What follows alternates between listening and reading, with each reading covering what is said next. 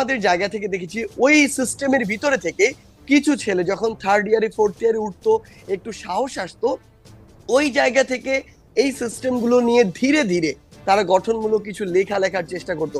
আমি 2019 সালে যখন আমার হল সংসদে ছাত্রদের দ্বারা নির্বাচিত হই প্রতিনিধি হিসেবে, তখন আমার মধ্যে আলাদা একটা আত্মবিশ্বাস আসে।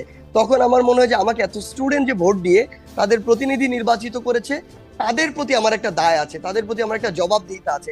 আর পাশাপাশি যদি এটাও চিন্তা করি যে পরের বার আমাকে কেউ মনোনয়ন দিক আর না দিক, আমার অবশ্যই তাদের প্রতিনিধি আরো বড় জায়গায় হতে হবে, প্রতিনিধিত্ব করতে হবে। সেই জায়গা থেকে আমরা যেই জিনিসগুলো আমাদের বিবেকবোধের জায়গা থেকে লজিক্যাল মনে হওয়া শুরু হলো, ওই জায়গাগুলো নিয়ে আমরা কথা বলা শুরু করলাম। এবং আমার এই বিশ্ববিদ্যালয় জীবনে আমার কাছে মনে হচ্ছে সবচেয়ে গুরুত্বপূর্ণ একটি টার্নিং পয়েন্ট ছিল ওই 2019-এর ডাকসু নির্বাচনটি। সেই নির্বাচনটি আসলে আমাদের কাছে নতুন করে ছাত্র প্রতিনিধি কেমন হতে পারে, কিভাবে ছাত্রদের জন্য কাজ করা যায়, এই